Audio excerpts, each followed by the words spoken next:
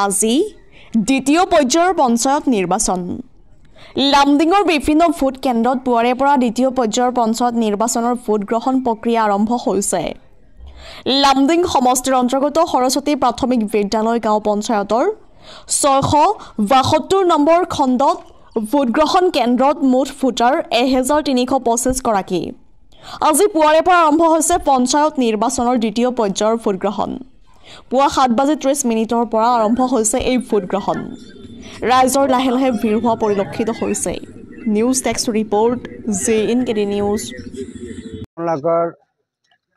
আপোনালোকৰ মিডিয়াৰ জৰিয়তে আমি আমাৰ যে লামডিং জিলা পঞ্চায়ত সমষ্টিৰ যিমান ভোটাৰ ৰাইজ আছে সকলোকে আজি মই অভিনন্দন বা ধন্যবাদ জনাইছোঁ যে আমাৰ যিটো জিলা পঞ্চায়ত সমষ্টিৰ অন্তৰ্গত যে 4খন গাঁও পঞ্চায়ত আছে, 4খন গাঁও পঞ্চায়ত সকলো ৰাইজে যাতে সুস্থ সুন্দৰ শান্তিৰে ভোটদান কৰে, এইটো ৰাইজৰ ওচৰত মোৰ প্ৰথম অনুৰোধ। আৰু আজি যে দ্বিতীয় পৰ্যায়ৰ নিৰ্বাচন, প্ৰথম পৰ্যায়ৰ নিৰ্বাচনত গোটেই অসমত আমাৰ ফলাফল ভালেই হ'ব, মই এইটো আশা আৰু বিশ্বাস। আৰু দ্বিতীয় পৰ্যায়ৰ নিৰ্বাচনত আমাৰ গোটেই অসমত দ্বিতীয় পৰ্যায়ৰ নিৰ্বাচন হৈ আছে আৰু এইটো নিৰ্বাচনতো আমাৰ আশা যথেষ্টপূৰ্ণ ভাল হ'ব।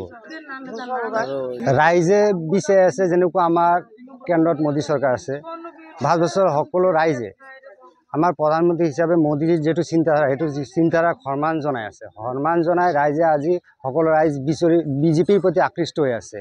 আৰু আমাৰ যিবোৰ প্ৰাৰ্থী জয়ী হ'ব, সকলো প্ৰাৰ্থীৰ ওচৰত মোৰ এটাই প্ৰাৰ্থনা থাকিব যে আমাৰ ৰাইজে যিটো বিচাৰি আছে, মোদীৰ যিটো চিন্তাধাৰা, মোদীৰ চিন্তাধাৰাক আমি সন্মতি জনাই আমিও ৰাইজৰ হকে কাম কৰিম।